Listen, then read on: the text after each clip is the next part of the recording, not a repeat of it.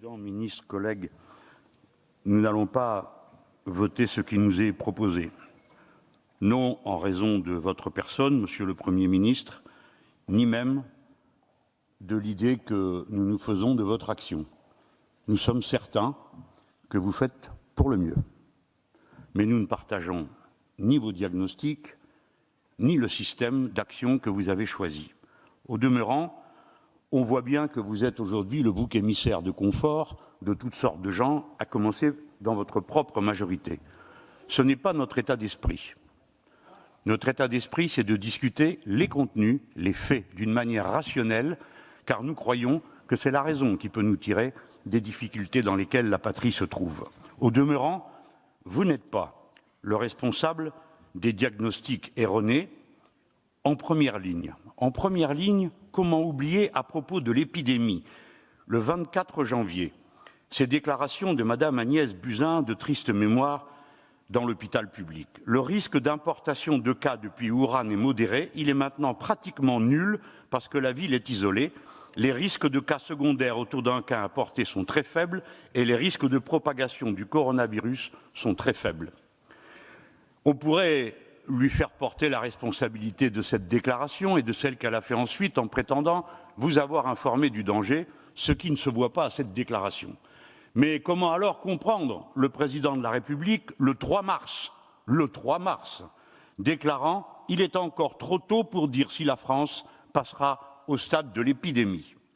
Les masques, dont tout le monde convient à présent qu'ils sont indispensables et font partie en quelque sorte des instruments barrières élémentaires, dont vous dites vous-même, Monsieur le Premier ministre, qu'il faudra en faire porter dans les transports, et vous avez raison de dire qu'il le faudra, notamment quand vous verrez qu'il ne sert à rien de dire aux gens de ne pas prendre le métro pour leur plaisir, car ils sont fort rares ceux qui sont dans cette situation, et je vous invite à aller voir comment ça se passe sur la ligne 13. Les gens font ce qu'ils font parce qu'ils y sont obligés, non parce qu'ils sont déraisonnables. En attendant, sur ce masque, le 13 avril, M. Macron déclarait « Je refuse aujourd'hui de recommander le port du masque, le 13 avril, pour tous et jamais le gouvernement ne l'a fait. Si nous le recommandons, ce serait incompréhensible, le 13. Les tests, dont l'OMS a dit dès le 15 mars qu'il fallait tester, tester et tester encore. Formule qui a été reprise entre-temps par d'autres, après qu'on nous ait dit dans cet hémicycle que cela ne servait à rien. Le président Macron, le 23 avril, déclare, le 15 mars, l'OMS dit qu'il faut que tout le monde le fasse, le 23 avril, le président Macron déclare « Nous n'allons pas tester toutes les Françaises et tous les Français, ça n'aurait pas de sens ». Et enfin, le confinement, acquis de haute lutte, après combien d'efforts, de convictions faits. Eh bien, le président, lui, encore, le 6 mars, sortait du théâtre et déclarait « La vie continue, il n'y a aucune raison, mis à part pour les populations fragilisées, de modifier nos habitudes de sortie ». Voilà dans quel état d'esprit cette terrible crise a été abordée par ceux qui commandaient. Ordre et contre-ordre se sont succédés, tant et si bien que c'est brisé. Et c'est pour cela que je mentionne toutes ces citations. Tant et si bien que c'est briser le ressort fondamental de la lutte, la confiance. Car en démocratie, il n'y a pas de consentement à l'autorité sans confiance dans la légitimité des consignes qui sont données. Et cette confiance est morte. Je ne suis pas sûr, Monsieur le Premier ministre, qu'il faille vous en rendre, vous, responsable. Mais celui qui a pris toutes ces décisions et tenu ces propos alors qu'il occupe la plus éminente place dans la République, lui, doit en être tenu pour responsable. Et je me risque à cette critique en prenant la mesure des menaces qu'il a proférées contre ceux qui comptaient le critiquer. Le président Macron, en effet, le 31 mars, a dit « Quand cette crise sera passée, on aura tous à rendre des comptes. Tous, sans exception. La majorité, bien évidemment, je crois que ça va être pour vous, Monsieur le Premier ministre, et c'est normal. Vous savez avec quels mots vous êtes traité dans un quotidien de droite qui, dans le passé, vous a été favorable. Mais aussi, dit le président Macron, tous ceux qui ont joué à certains moments un jeu dangereux pour déstabiliser le pays dans une période où l'unité prévalait. Nous n'avons jamais, pour notre part, joué aucun jeu dangereux, ni personne sur ces bancs. Nous avons juste joué le jeu de la démocratie qui consiste à dire, avec sens des responsabilités et plus de mesures que vous ne le croyez, ce qu'il était nécessaire de dire pour mettre en garde. Et si vous n'y croyez pas, alors vous ne pouvez pas croire un seul jour à la démocratie, parce que l'essence de la démocratie, c'est justement d'entendre des gens qui disent des choses désagréables parce qu'ils ne sont pas de votre avis. À présent, nous voici rendus, après une gestion calamiteuse, à une sortie hasardeuse. Nous avons alerté le 30 mars par une tribune collective de tous les parlementaires insoumis, vous disant il est temps de parler de déconfinement. Certains commentateurs, considérant le peuple français comme une assemblée bruyante de jeunes gens instables, disaient qu'il ne fallait pas prononcer le mot de peur que les gens ne viennent à en conclure qu'ils pouvaient tous sortir de chez eux et partir aller faire la fête, comme si ce peuple n'avait pas fait la démonstration au milieu de tous ces ordres et contre-ordres, au contraire d'une magnifique et terrible discipline dont il faut lui rendre tout l'hommage et toute la grâce, quand bien même tant de fois il aura été montré du doigt par ces mêmes commentateurs.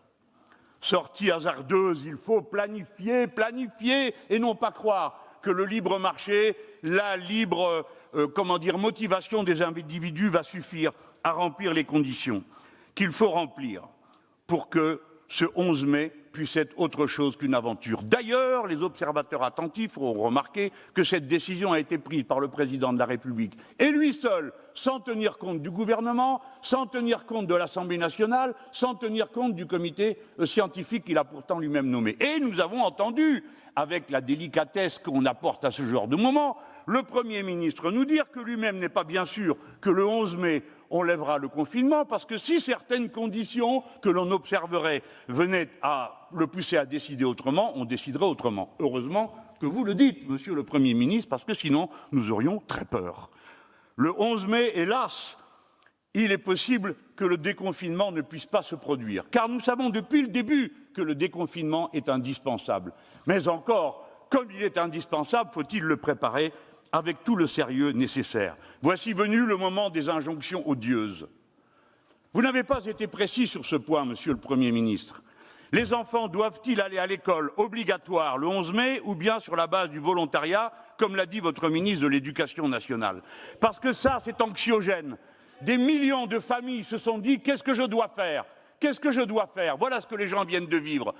Comment peut-on demander aux parents d'évaluer le risque d'exposer leurs enfants au danger? C'est odieux. Oui, c'est odieux. Ils ne savent que faire, les braves gens. Et surtout quand leur décision n'est pas libre, parce qu'on leur dit il faut maintenant retourner au travail. C'est d'ailleurs pour ça qu'on commence par les plus petits, parce qu'ils ne sont pas capables de se surveiller eux-mêmes, alors que les plus grands pourraient le faire. Et pour les enseignants, n'est-ce pas odieux de mettre en balance leur conscience professionnelle, leur attachement aux enfants qu'ils éduquent et leur propre risque, leur évaluation du risque pour eux et pour leur famille. Voilà ce que j'appelle les injonctions odieuses. Et pour les travailleurs qui vont aller sur leur poste de travail sans qu'on leur garantisse qu'ils aient un masque pour se protéger et sans que vous ayez ordonné, comme c'est votre responsabilité de le faire, ordonner, pas suggérer, ordonner que les travailleurs puissent avoir des réunions de collectifs de sûreté sanitaire sur les lieux de travail pour décider de contrôler d'un point de vue sanitaire la production et les conditions de la production. Voilà maintenant ce qu'il faut dire, Monsieur le Premier ministre, et qui fait que je m'étonne qu'autant de gens dans votre propre camp envient votre place. C'est que la deuxième vague de l'épidémie est inéluctable. Le deuxième pic est inéluctable et il sera d'autant plus violent que les conditions n'auront pas été réunies pour réussir la sortie du 11 mai. Il n'y aura ni la quantité de masques suffisante, c'est-à-dire celle qui permet à chaque personne de disposer d'un masque efficace sans qu'il lui en coûte 1 euro, parce qu'il s'agit de sa propre survie. Et que si on trouve 3 milliards pour Air France, on peut en trouver autant pour tous les Français et que leur masque leur soit donné gratuitement, comme on dit.